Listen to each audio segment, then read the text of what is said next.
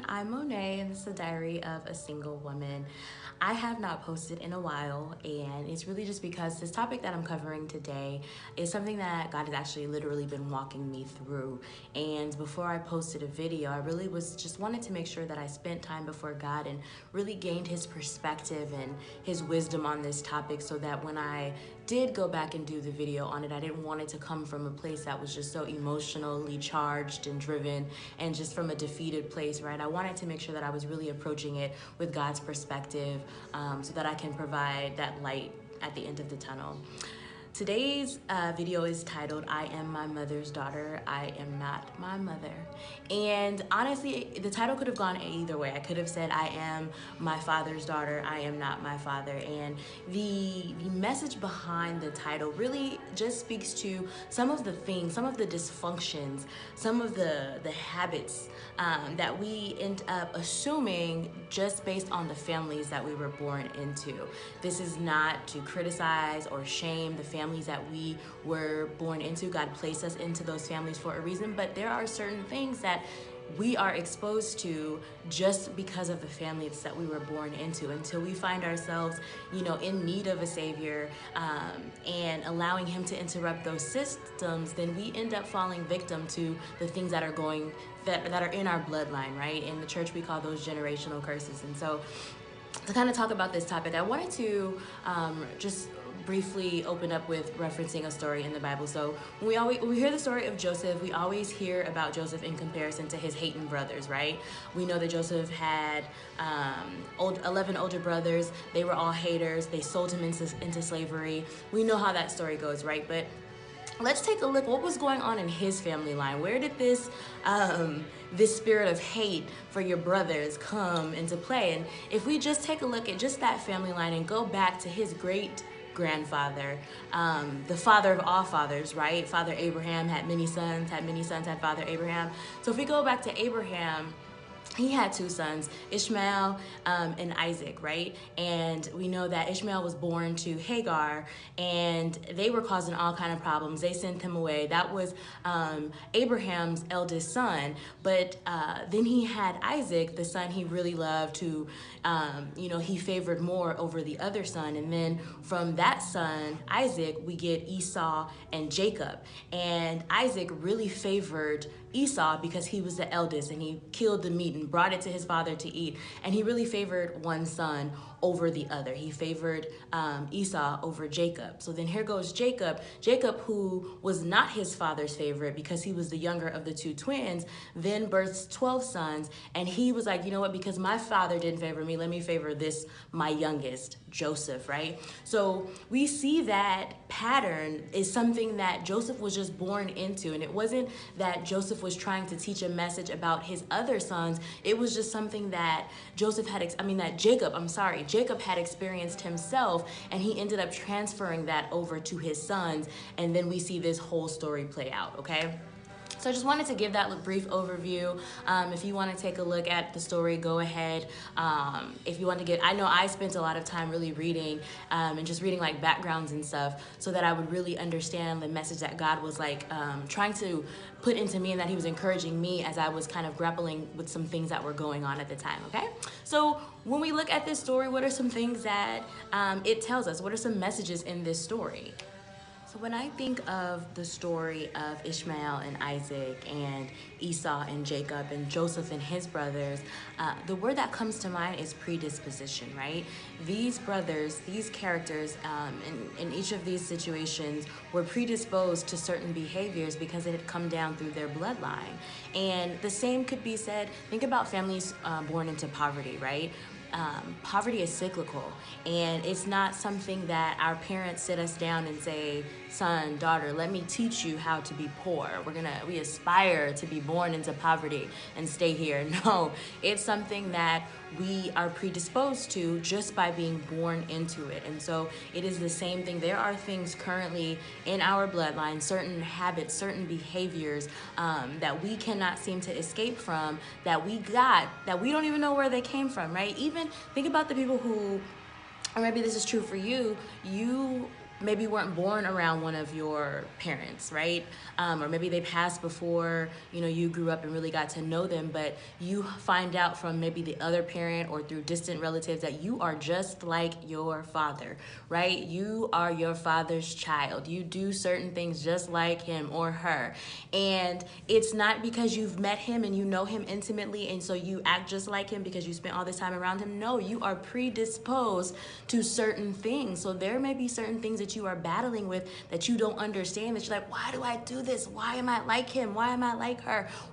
It is because you are predisposed. And just like with poverty, unless you recognize that mindset and interrupt it, you will continue to repeat that behavior and pass it down, which I'm getting a little ahead of myself. We're going to talk about that in a minute and interrupting patterns and cycles. But I just want to really drive home this point that by being born into certain families, we are predisposed to certain behavior. So when we think about predisposition and the messages that we receive from our parents, if our parents are predisposed to certain behaviors, to certain patterns, would it be safe to assume that some of the lessons that our parents transfer to us as a result of this predisposition are incorrect?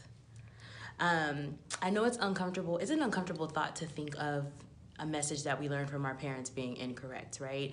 It's really uncomfortable for me to say on a video because I don't ever want to sound like I am discrediting or being ungrateful for parents. I love parents. I love both of my parents.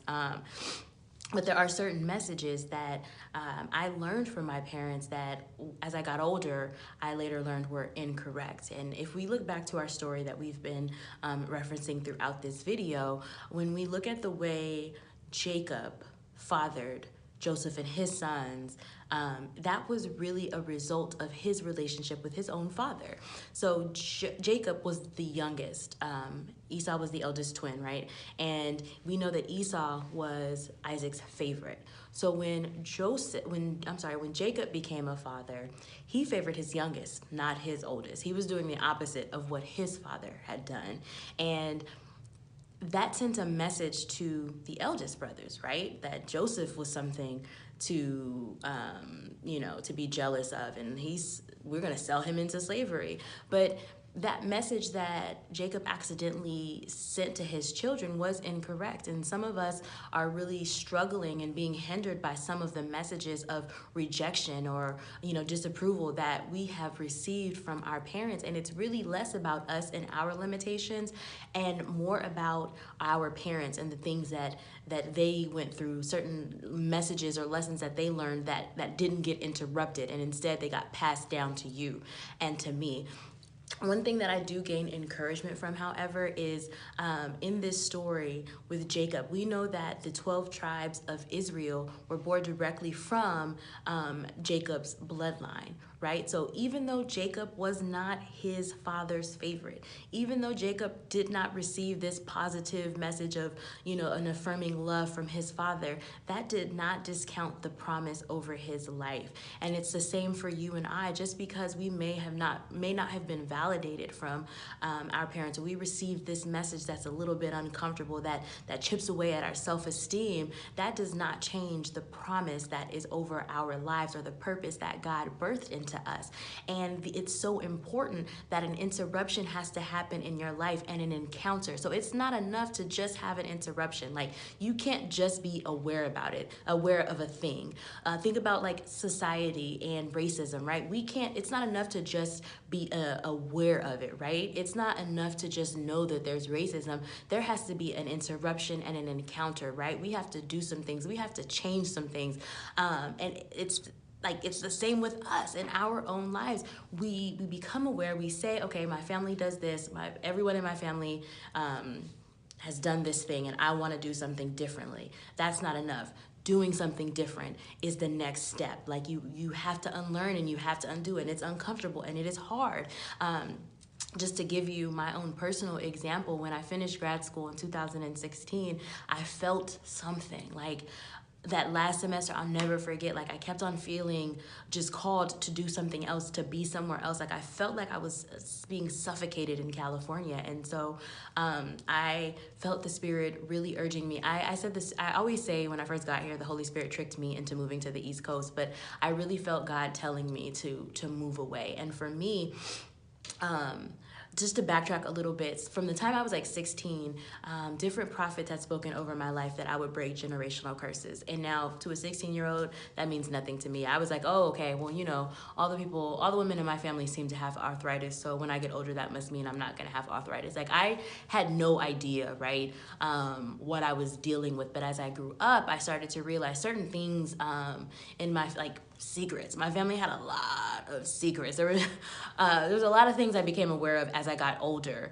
And I began to see, like, okay, there is a connection and a direct correlation through this thing in my family and certain behaviors. And so when I came to the East Coast, I thought it was just going to be this really great time. I was going to get married and all of that stuff, but God really just began to wreck my world and began to show me, like, if you continue to do this, this is going to happen. The reason you continue to fight yourself in this way is because of this thing. And he literally began to show me all of the things that I had picked up just from like just habits within my family. And so for me, it was a complete moving away, because I'm very close to my family and always want to be around them and always want to run to, you know, the rescue for them if I feel as though something is going on. But God had to take me out of that. Now, I know I say an encounter and an interruption have to occur, and I don't want you to think that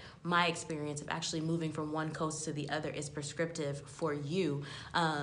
You know, you have to have a relationship with Christ. You have to get connected so that you can understand how he wants to interrupt the cycle that you are in. But there are things like that are in your family line, they're in mine, they're in yours, and you have to be aware of them. You have to get with Christ and figure out how to interrupt those cycles, because without Christ, right, we are susceptible to the fate that awaits us based on the things that are in our bloodline, based on the functions that are within our bloodline. And like I said, it's uncomfortable to think about these things. It's uncomfortable to think about the family that we love so much, the parents that we love so much, could be the very source of some of the dysfunction or some of the things that are within our life. And that's why it's so important. Like, we love our parents, we love the families that we were born into, but we cannot look to them to solidify our identities, to tell us how to behave and to tell us how to act. We can't rely or depend on formulas. The only thing that we really can rely and depend on is a relationship